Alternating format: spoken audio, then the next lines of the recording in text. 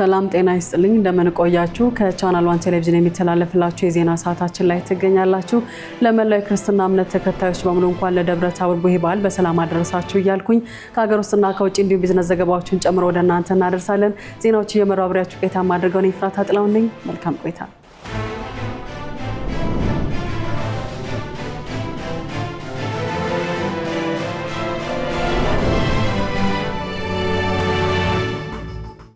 ኢትዮጵያ የህፃናትን የምግብና ስነ ምግብ ደህንነት እጥረት በመቀነስ ውጤታማ ስራ እየሰራች መሆኗን የጤና ሚኒስቴር ገለጸ። የዓለም ጤና ድርጅት በዓለም አቀፍ የልማት አጋሮች ድጋፍ በ11 የአፍሪካ ሀገራት የህፃናት የምግብ እጥረትን ለመከላከል የተደረገውን የ3 ዓመት ፕሮግራም ግምገማና የልምድ ልውውጥ በአዲስ አበባ እያካሄደ ነው። ለዝርዝሩ መሀሌት ደመላሽ የጤና ሚኒስቴር ጽሕፈት ቤት ኃላፊ ዶክተር መብራቱ ማሴቦ በመድረኩ እንዳሉት የአፍሪካ ሀገራት የህፃናትን የምግብ ደህንነት የሚያረጋግጥ ትብብር በመገንባት በትኩረት መስራት አለባቸው። የአህጉሪቷን የህፃናት የምግብ እጥረት ለማስተካከል የተደረገው የ3 ዓመት ፕሮግራም የአፍሪካ ሀገራትን ጥረት በመደገፍ አዎንታዊ ሚና እየተወጣ እንደሚገኝም ተናግረዋል። በዚህ በኩል በኢትዮጵያ የህፃናትን አጣዳፊ የምግብ እጥረትን ወይም መቀጨጭን ለመቀነስ ውጤታማ ስራ ከሚሰራባቸው የአህጉሪቱ ሀገራት መካከል አንዷ መሆኗን ገልጸዋል። በቀጣይም በማህበራዊና ኢኮኖሚያዊ መስኮች የተመዘገቡ ስኬቶችን የበለጠ በማሳደግ የህፃናትን ሁለንተናዊ የምግብ ደህንነት ለማረጋገጥ በትኩረት እንደሚሰራ አረጋግጠዋል። የዓለም ጤና ድርጅት በኢትዮጵያ የሚስዮን ኃላፊ በአፍሪካ ህብረትና በተባበሩት መንግስታት የአፍሪካ ኢኮኖሚ ኮሚሽን ልዩ ተወካይ ፕሮፌሰር ፍራንሲስ ቺስካካስሎ በበኩላቸው የልጆች አመጋገብ የትውልድ ግንባታን የሚወስን ወሳኝ ኢንቨስትመንት ነው ብለዋል። የአፍሪካ ህጻናትን የምግብና ስነ ምግብ ደህንነትን ለማረጋገጥም ሀገራት የውስጥና የልማት አጋሮች አቅምን በመጠቀም ጠንካራ ስራ መስራት እንዳለባቸው ገልጸዋል። በመድረኩም የህጻናትን የእድገት ሁኔታ የሚወስን የጋራ መግባባት ልምድና ተሞክሮን በመቀመር ትብብርን ለማጠናከር እንደሚያስችል አስረድተዋል። የግብርና ሚኒስቴር ኢትዮጵያ ከአህጉራዊ ልማት እቅዶች ጋር የተጣጣመ ለአየር ንብረት ለውጥ የማይበገር የግብርና ምርታማነት አቅም እየገነባች ነው አለ። የምስራቅ አፍሪካ ልማት በይነ መንግስታት ባለስልጣን ኢጋድ አባል ሀገራት የካምፓላ ድንጋጌ ማዕቀፍ አስመልክቶ በአዲስ አበባ ያካሄደውን መድረክ አጠናቋል። አማሩ ገብሩ ተጨማሪ አለው። የግብርና ሚኒስቴር አማካሪ ዜና ሀብተወልድ እንደገለጹት በኢትዮጵያ የግብርና ምርትና ምርታማነትን ማሳደግ የሚያስችሉ ውጤታማ ተግባራት ተከናውነዋል ብለዋል። ሀገሪቱ የዘርፉን ምርታማነት ለማሳደግ በሌማት ትሩፋት፣ በመስኖ ስንዴና በአረንጓዴ አሻራ መርሃ ግብሮች ላይ ትኩረት በመስጠት ስኬታማ መሆኗን ጠቁመዋል። ኢትዮጵያ በአፍሪካ ደረጃ በአጀንዳ 2063 የተቀመጠውን የበለጸገች አፍሪካን የመፍጠር ራዕይ ለማሳካት የሚያስችሉ ስራዎችን በቁርጠኝነት እያከናወነች ትገኛለችም ብለዋል። በመሆኑም አህጉራዊ አቅጣጫዎችን ሀገራዊ እቅዶች ጋር በማጣጣም የግብርናውን ዘርፍ ይበልጥ ለማሳደግና የላቀ ውጤት ለማስመዝገብ በትኩረት እንደሚሰራ ተናግረዋል። በምስራቅ አፍሪካ ልማት በየነ መንግስታት ኢጋድ የፖሊሲና የምግብ ዋስትና ኤክስፐርት ዶክተር ሲልቪያ ሄንጋ በበኩላቸው የአየር ንብረት ለውጥን ለማቋቋም የሚያስችሉ ቴክኖሎጂዎችን ለአርሶ አደሩ ማዳረስና አቅሙን መገንባት እንደሚያስፈልግ ገልጸዋል። ሀገራዊና ቀጠናዊ የምግብ ዋስትናን ለማረጋገጥ እሴት መጨመር፣ በድህረ ምርት አስተዳደር እንዲሁም አህጉር አቀፍ የንግድ ትስስርን ማጠናከር ላይ ትኩረት ሊደረግ እንደሚገባ ገልጸዋል። በተጨማሪም ህጻናትና እናቶች የተመጣጠነ ምግብና አስፈላጊ ንጥረ ነገሮችን እንዲያገኙ መስራት ወሳኝ መሆኑን አንስተው አባል ሀገራት የግብርና ስርዓቱን ለማሻሻል በቁርጠኝነት ሊሰሩ ይገባል ሲሉ ተናግረዋል። ኢትዮጵያ የብዝሃ ህይወት ሀብትን ለመታደግ የሚያስችል የ12 ሚሊዮን ዶላር ፕሮጀክት ይፋ ሆነ። ፕሮጀክቱ የዱር እንስሳትን መጠበቅና የተራቆቱ ስነ ምህዳሮችን የመመለስ ግብ የያዘ ነው። ከዘንድሮ ዓመት ጀምሮ እስከ ፈረንጆች 2033 ድረስ ለ7 ዓመታት ይቆያል የተባለው ፕሮጀክቱ 3 ዋና ዋና ተግባራት እንደሚተገበሩበት ተጠቁሟል። ተግባራቱ የተበላሹ ስነ ምህዳሮችን መልሶ ማቋቋም፣ ህገወጥ የዱር እንስሳት ዝውውርን መግታት ብሎም በየአካባቢው ማህበረሰብ ዘንድ የሚታዩ ፋይናንስና የስራ አቅም ክፍተቶችን መሙላት ስለመሆናቸውም ታውቋል። የባለስልጣኑ ዋና ዳይሬክተር ኩመራ ዋቅጅራ የዱር እንስሳትና መኖሪያዎቻቸው በእርሻ መስፋፋት፣ በደን ጭፍጨፋ፣ በአየር ንብረት ለውጥ፣ በመሬት አጠቃቀም ችግር፣ በህገወጥ አደን ንግድ እንዲሁም እየጨመረ በመጣው የሰውና የዱር እንስሳት ግጭት ምክንያት ለከፍተኛ ጫና ተዳርገዋል ብለዋል። ለዚህም አሁን ይፋ የሆነው የ12 ሚሊዮን ዶላር ፕሮጀክት በእጅጉ ጠቃሚ ነው ሲሉም አክለዋል።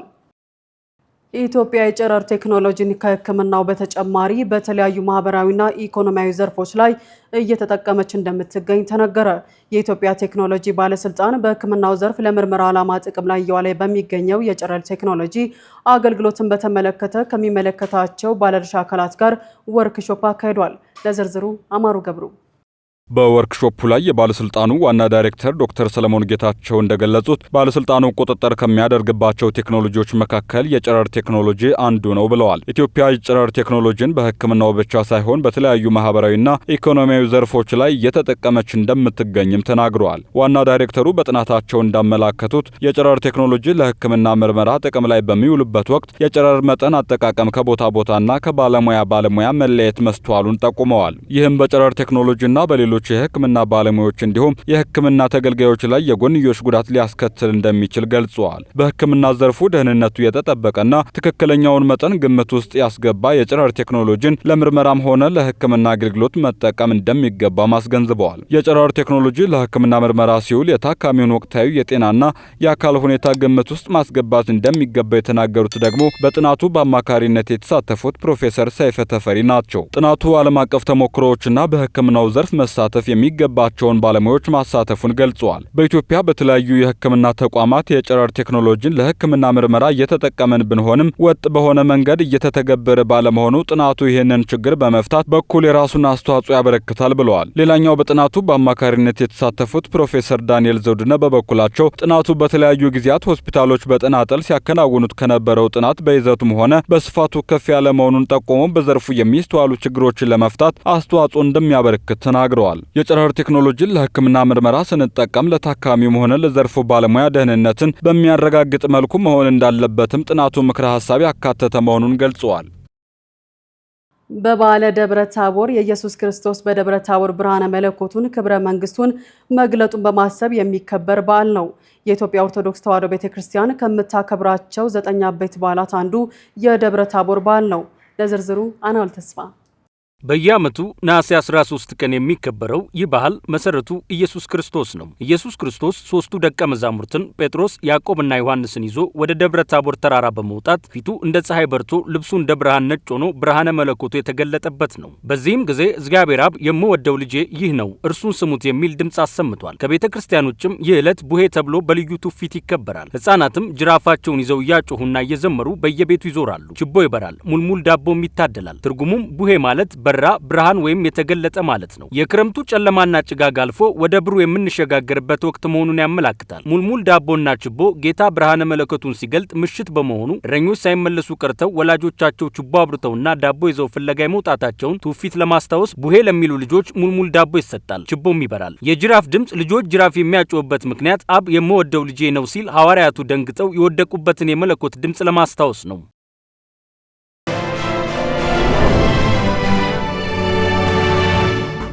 እየተከታተላችሁ የምትገኙት ከቻናል 1 ቴሌቪዥን የሚተላለፍላችሁን የዜና ሰዓታችን ነው። አሁን ደግሞ ከውጭ ወዳገኛቸው መረጃዎች አልፋለሁ። ደቡብ ሱዳን በጎረቤቷ ሱዳን ያለውን ግጭት በሰላም ለመፍታት የአሸማጋይነት ፍላጎት እንዳላት ገለጸች። በሱዳን ሰላም ወረደ ማለት ለደቡብ ሱዳንም ሰላም ነው ስትልም ገልጻለች። የተገለጸው የደቡብ ሱዳኑ ፕሬዝዳንት ሳልቫኪር ማያርዲት ከዳርፉር ገዢ ሚኒ አርኮ ሚናዊ ጋር በጁባ ካደረጉት ውይይት በኋላ ጽህፈት ቤታቸው ባወጣው መግለጫ ነው። ጁባ በፈረንጆቹ ጥቅምት 2020 በካርቱም መንግስትና በአማጺ ቡድኖች መካከል የሰላም ስምምነት እንዲደረስ አሸማግላ እንደነበር ያስታወሰው የስፑትኒክ ዘገባ ሆኖም በሱዳን ጦርና በወታደራዊ ፈጥኖ ደራሹ ኃይል መካከል በተቀሰቀሰው ግጭት ምክንያት የስምምነቱ ትግበራ ተስተጓጉሏል። የሱዳኑ ሎክ በ2020 የተፈረመውን ስምምነት ለመከለስ እንዲሁም የመሬት ክርክሮችን፣ የዜጎች መፈናቀልና በፈጥኖ ደራሹ ኃይሎች የተፈጸሙ ጥሰቶችን ጨምሮ ያልተፈቱ ጉዳዮችን ለመገምገም በቅርብ ወደ ጁባ እንደሚጓዝ የፕሬዝዳንቱ ጽህፈት ቤት መግለጫ አረጋግጧል። ኢራን አሜሪካ የገባችውን ግዴታ ካላከበረች የሆርሙዝ ወሽመጥ እንደማይከፈት አሳሰበች። በሰኔ ወር የተደረሰው ጊዜያዊ ስምምነት ለወሽመጡ መከፈት የግዴታ ወሳኝ ጉዳይ ነው ብለዋል። ከኢራን ተደራዳሪ አካላት አንዱ የሆኑት መሐመድ ባጊር ጋሊቫቭ እንደገለጹት አሜሪካ በኢራን ወደቦች ላይ ያደረገችውን የባህር ላይ እገዳ ማንሳት፣ በኢራን ላይ የተጣሉ የነዳጅ ማዕቀቦችን ማስወገድ፣ የታገዱ የኢራን ገንዘቦችን መልቀቅ እንዲሁም በኢራን ላይ ወታደራዊ ዛቻና ጥቃት ማቆም የሚሉትን የግዴታ ስምምነቶች አሜሪካ ካላከበረች የሆርሙዝ ወሽመጥ የመከፈት ዕጣ ፈንታ አይኖረውም ብለዋል። የኢራን አቋም የመጣው የ60 ቀናቱ ጊዜያዊ መግባቢያ ስምምነት በተጠበቀው ሁኔታ ሳይጠናቀቅ መቋረጡን ተከትሎ ነው። የዚህ የ60 ቀናት ጊዜያዊ ስምምነቱ ዋነኛ ዓላማ የጦርነት ሁኔታ ማረጋጋትና በሆርሙዝ ዙሪያ የሚነሳውን ችግር መፍታት እንደሆነም የኢራን ከፍተኛ ባለስልጣን አስገንዝበዋል። ነገር ግን ስምምነቱ ገቢራዊ አልሆነም ሲሉ የኢራን ባለስልጣናት ተደጋጋሚ ወንጀላ እንደሚሰነዝሩ ሮይተርስ ዘግቧል። አሁንም ቢሆን የአሜሪካው መሪ ስምምነቱ አብቅቷል ያሉትን ቃል ካልሻሩ እና ወደ ስምምነቱ ተግባራዊነት ካልተመለሱ ውጥረቱ መብረጃ የለውም ሲሉ አስገንዝበዋል። እስራኤል በሱሪያ ወታደራዊ አየር ማረፊያ ላይ ጥቃት ሰነዘረች። ጥቃቱ የአሜሪካና ተርኪን ውዝግብ አስከትሏል። ለዝርዝሩ አናል ተስፋ።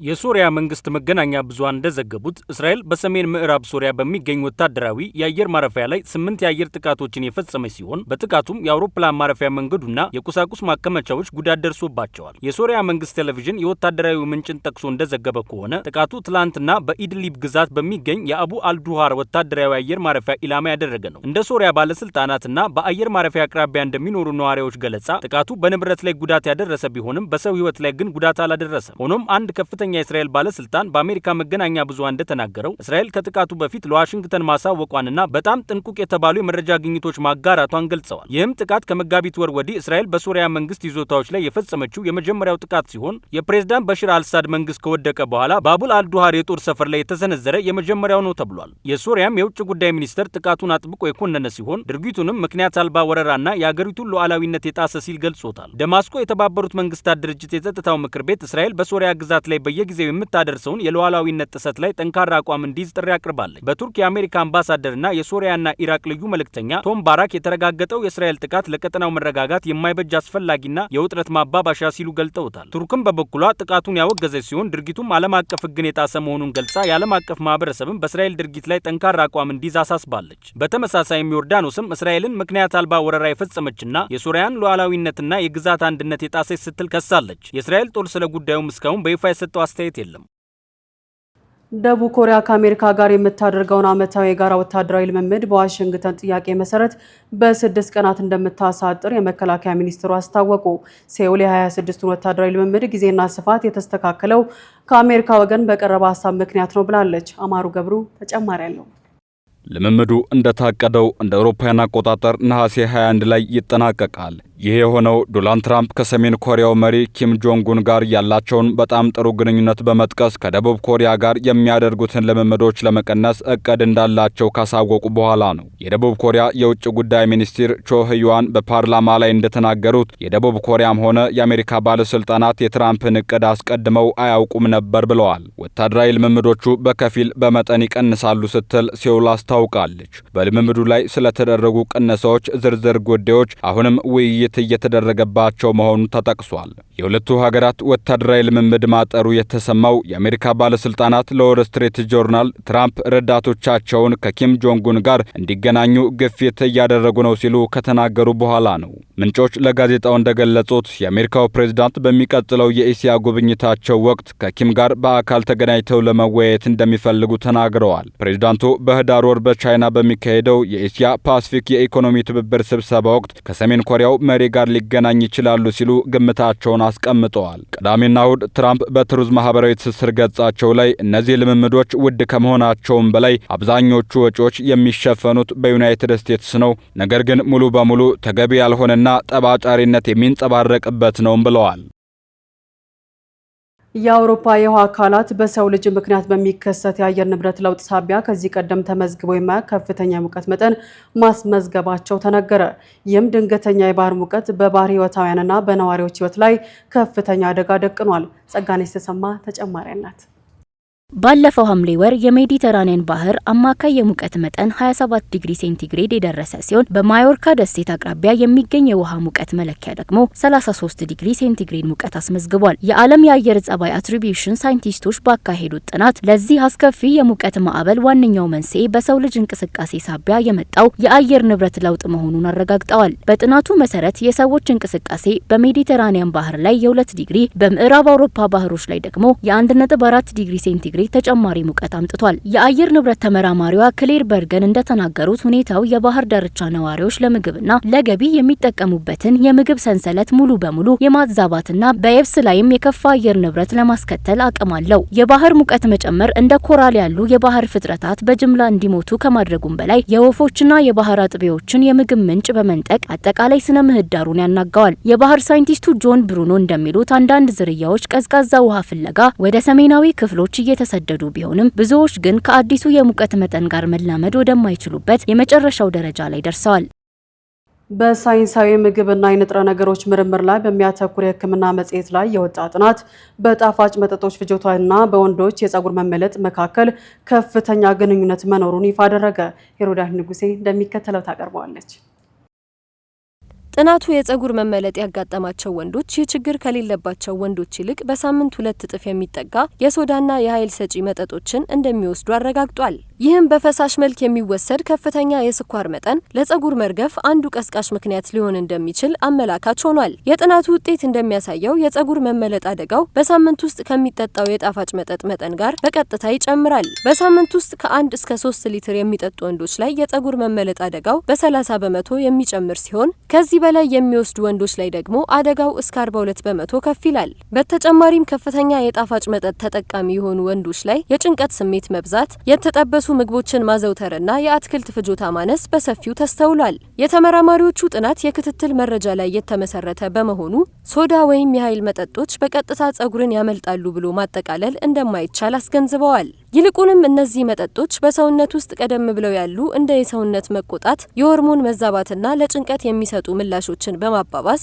ለችግሩ መፋጠን ምክንያት ሊሆኑ ይችላሉ። ይህም የፀጉር ጤንነት ከአጠቃላይ የሰውነት ሜታቦሊዝም ጤና ጋር በእጅጉ የተሳሰረ መሆኑን ያሳያል። የሰውነት ሜታቦሊክ ጤናና የሆርሞን ስርዓት ሲዛባ ሰውነታችን የውስጥ አካላትን ለመጠበቅ ሲል መጀመሪያ ኃይልና ንጥረ ነገሮችን የሚነፍገው የፀጉር ስሮችን በመሆኑ የፀጉር መርገፍ ምልክት ፈጥኖ ይታያል። በመሆኑም የጣፋጭ መጠጦችን ፍጆታ መቀነስ በራሱ የረገፈውን ፀጉር ሙሉ በሙሉ ባያበቅለውም ከችግሩ በስተጀርባ ያሉትን በርካታ የጤና መዛባቶች ለማስተካከል ትልቅ እገዛ ያደርጋል። ባለሙያዎች እንደሚመክሩት አብዛኛው ሰው በሳምንት ውስጥ የሚወስደውን የጣፋጭ መጠጥ መጠን አሳንሶ የመገመት ዝንባሌ ስላለው በንቃት ማሰብ መጀመር አለበት።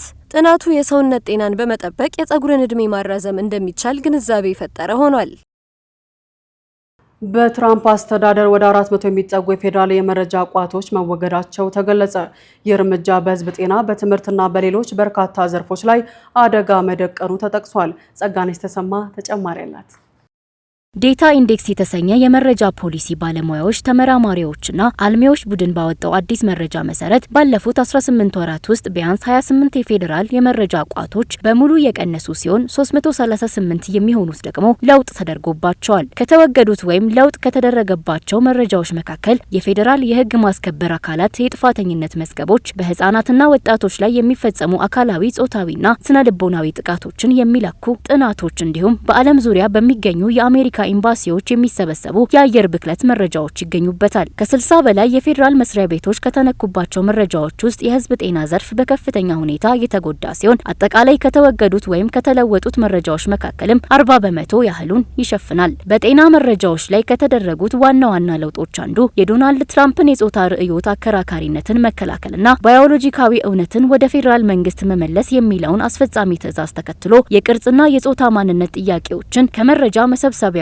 ማስወገድ ነው። በዚህም ምክንያት የአሜሪካ የበሽታዎች መከላከልና መቆጣጠር ማዕከል የሚያካሂዳቸው እንደ HIV ኤድስ ቁጥጥር፣ የቤት ውስጥ ጥቃትና ሌሎች ጥናቶች ላይ እነዚህ ጥያቄዎች እንዲሰረዙ ተደርጓል። በተጨማሪም እንደ አደንዛዥ እጽና የስነ አእምሮ ጤና አገልግሎቶች አስተዳደር ያሉ ቢያንስ 4 የጤና የመረጃ ቋቶች ዝመናቸው ሙሉ በሙሉ እንዲቆም ተደርጓል። በፕሬዝዳንት ባይደን አስተዳደር ወቅት የአሜሪካ ዋና የመረጃ ሳይንቲስት የነበሩትና የዳታ ኢንዴክስ ተጣማሪ መስራች ዴኒስ ሮስ ሀገሪቱ ለህይወት አደጋ የሚያጋልጥ የመረጃ ክፍተት ላይ መውደቋን ገልጸዋል። የህዝብ ጤናና የሱስ ጥናት ባለሙያው ፕሮፌሰር ቶማስ ባቦር በበኩላቸው የመረጃ ቋቶቹን ማገድ ወይም ማስወገድ የህዝብ ጤና ተቋማዊ ትውስታን እንደ ማጥፋት ይቆጠራል ብለዋል። ከጤና በተጨማሪ የግብርና ሰራተኞች ቁጥርና ደሞዝን የሚለኩ የግብርና ሚኒስቴር መረጃዎች እንዲሁም የትምህርት ቤት መምህራንና ርዕሰ መምህራንን የስራ ሁኔታ የሚከታተሉ የትምህርት ዘርፍ ጥናቶችም ከተሰረዙ መካከል ይገኙበታል።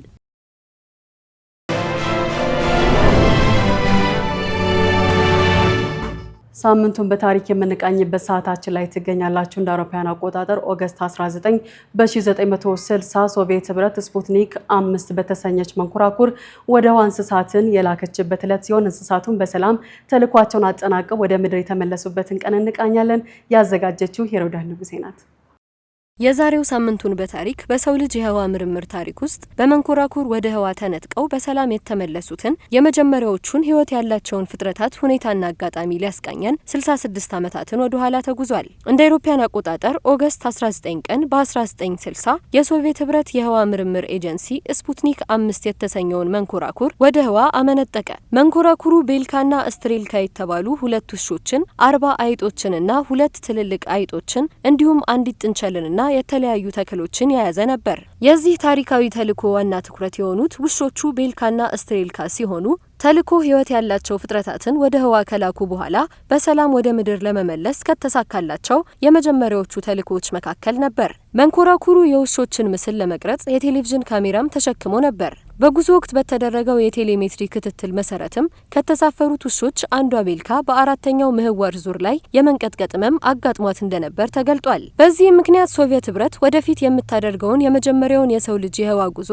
በ3 ምህዋር ዙሮች ብቻ ለመወሰን ውሳኔ አሳልፋለች። መንኮራኩሩ ከተነሳ ከአንድ ቀን በኋላ በኦገስት 20 ከጠዋቱ 12 ሰዓት በሰላም ወደ ምድር መመለስ ችሏል። ከአንድ ዓመት በኋላም ስትሬልካ የተባለችው ውሻ ልጆችን የወለደች ሲሆን ከልጆቿ አንዷም በሶቪየት ህብረት መልካም ፍቃድ በወቅቱ የአሜሪካ ቀዳማዊት እመቤት ለነበሩት ጃክሊን ኬኔዲ በስጦታ መልክ ተልካለች። የፕሬዝዳንት ጆን ኤፍ ኬኔዲ አማካሪዎችም ሶቪየቶች በውሻዋ አካል ውስጥ የሚሰልል ማይክሮፎን ደብቀው ሊሆን ይችላል በሚል ስጦታውን መቀበል ተቃውመው ነበር። በአሁኑ ወቅት ቤልካና ስትሬልካ ካለፉ በኋላ አካላቸው ተጠብቆ በሞስኮ የህዋና ኤሮኖቲክስ ሙዚየም ውስጥ ለጎብኚዎች እይታ ተቀምጠዋል።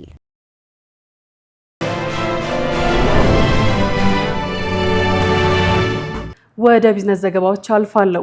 የኢትዮጵያ ምርት ገበያና የኢትዮጵያ ጥራጥሬና የቅባት ላኪዎች ማህበር በጥራጥሬና ቅባት እህሎች ዘርፍ የሚስተዋሉ የገበያና የመረጃ ክፍተቶችን በጋራ ለመቅረፍ አጋርነታቸውን ማጠናከራቸውን አስታወቁ። ለእነዚህና ሌሎች የቢዝነስ ዘገባዎች ማለት ደመላሽ ማህበሩ ከአግራ ጋር በመተባበር የወቅታዊ የገበያ መረጃ ተደራሽነትንና ግልጽነትን ለማሻሻል የሚያግዝ ባለ 65 ኢንች ዲጂታል ስክሪን ከነማቆሚያው ለምርት ገበያው በስጦታ አበርክቷል። ቴክኖሎጂው በኢትዮጵያ ምርት ገበያ አዲስ ዋና መስሪያ ቤት ተተክሎ የገበያ ዋጋን፣ የዘርፉን አዝማሚያና የገበያ መመሪያዎችን ለተዋናዮቹ በወቅቱ ለማሰራጨት ያገለግላል። ሁለቱ ተቋማት ይህንን የትብብር አጋርነት በማጠናከርና የወጪ ንግዱን የግብይት ሰንሰለት በማጠናከር በ2019 በጀት ዓመት አገሪቱ ያቀደችውን የ13.4 ቢሊዮን ዶላር የወጪ ንግድ ግብ ለማሳካት እንደሚሰሩ አረጋግጠዋል። የተባበሩት አረብ ኤምሬትስ ከኢራን ጋር የነበራትን የንግድ ልውውጥ ሙሉ በሙሉ አገደች። ይህ እርምጃ በሁለቱ የፋርስ ባህረ ሰላጤ ሀገራት መካከል ያለውን የፖለቲካና የደህንነት ልዩነት ወደ ከፋ ደረጃ መሸጋገሩን የሚያሳይ ከባድ የኢኮኖሚ ውሳኔ ነው ተብሏል። የተባበሩት አረብ ኤምሬትስ ለ10 ዓመታት ለኢራን ዋና የንግድና የፋይናንስ መግቢያ በር ሆና የቆየች በመሆኗ ይህ የንግድ እገዳ በኢራን ኢኮኖሚ ላይ በተለይም በውጭ ንግድና በምንዛሪ ፍሰት ላይ ከፍተኛ ጉዳት ያደርሳል ተብሎ ተገምቷል። የአሜሪካው ፕሬዝዳንት ዶናልድ ትራምፕ በካናዳ ላይ ለመጣል አቅደውት የነበረውን አዲስ የቀረጥ ማዕቀብ ማዘግየታቸውን አስታወቁ። ትራምፕ ውሳኔውን ያስታወቁት ሁለቱ ሀገራት በንግድ፣ በድንበር ቁጥጥርና በሌሎች ተያያዥ ጉዳዮች ላይ ሲያደርጉት የነበረውን ድርድር መልካም ውጤት እያሳየ መምጣቱንና ወደ ዘላቂ ስምምነት መቃረባቸውን ተከትሎ ነው። ይህ እርምጃ በሁለቱ የኢኮኖሚ አጋሮች መካከል ተፈጥሮ የነበረውን የንግድ ፍጥጫ ያበረደ ሲሆን የዓለም አቀፍ ገበያዎችም እረፍት እንዲወስዱ አድርጓል። ይህን ተከትሎ የሁለቱ ሀገራት የንግድ ልዑካን የቀሩትን ጥቃቅን ልዩነቶች ለመፍታት ድርድራቸውን ይቀጥላሉ ተብሎ የሚጠበቅ ሲሆን ካናዳ በአሜሪካ በኩል የሚነሱትን የድንበር ደህንነትና የኮንትሮባንድ ስጋቶች ለመቅረፍ ተጨማሪ ፍላጎት እንደምታሳይ ይጠበቃል። መረጃው የቢቢሲ ነው። የናይጄሪያ የሊቲየም ኢንዱስትሪ ቻሪዮት ኮርፖሬሽን ከቻይና አጋሮች ጋር ባደረገው አዲስ ስምምነት የታገዘ ከፍተኛ የውጭ ኢንቨስትመንት እየሳበ ሲሆን ሀገሪቱ በአፍሪካ የሊቲየም ዘርፍ ላይ ያላትን ተጽዕኖ ለማሳደግ በቻይና ኩባንያ የተገነባውን እንዲሁም በአህጉሪቱ ትልቁን የሊቲየም ማቀነባበሪያ ፋብሪካ በቅርቡ ስራ አስጀመረች። ለኤሌክትሪክ ተሽከርካሪዎችና ለኃይል ማከማቻዎች የሚውለው የሊቲየም ፍላጎት በዓለም አቀፍ ደረጃ እየጨመረ በመጣበት በአሁኑ ወቅት የናይጄሪያ የሊቲየም ኢንዱስትሪ የዓለም አቀፍ ባለሀብቶችን ትኩረት እየሳበ ይገኛል። በተለይም ቻሪዮት ኮርፖሬሽን ከቻይና አጋሮች ጋር የተፈራረመው አዲሱ ስምምነት የቤጂንግን በናይጄሪያ ማዕድን ዘርፍ ላይ ያላትን ፍላጎት ይበልጥ አጉልቶ አሳይቷል። ናይጄሪያ በአሁኑ ወቅት ከአፍሪካ ከፍተኛ ሊቲየም አምራች ሀገራት ተርታ ባትሰለፍም የምርምርና የማቀነባበር ስራዎቿን በፍጥነት እያሳደገች ትገኛለች። በቅርቡም በአንድ የቻይና ኩባንያ የተገነባውና በአፍሪካ ትልቁ የሆነው የሊቲየም ማቀነባበሪያ ፋብሪካ በይፋ መርቃ ስራ አስጀምራለች። ይህ በፈጣን ሁኔታ እያደገ የመጣው የናይጄሪያን የማዕድን ዘርፍ የቻይናን ብቻ ሳይሆን የዩናይትድ ስቴትስንም ትኩረት የሳበ በመሆኑ ሀገሪቱ በዓለም አቀፉ የጂኦፖለቲካና የኃይል ሽግግር ፉክክር ውስጥ ተዋናይ እንድትሆን በር እየከፈተላት ይገኛል። መረጃው የቢዝነስ ኢንሳይደር ነው። ስትከታተሉ የቆያችሁት ከቻናል 1 ቴሌቪዥን የሚተላለፍላችሁን የዜና ሰዓታችንን ነበረ። ከዜናዎቹ ጋር አብሬያችሁ ቆይታ ያደረኩት እኔ ፍራታ ጥላሁን ነበርኩኝ። ሌሎች የቻናል 1 ፕሮግራሞች ይቀጥላሉ። መልካም ጊዜ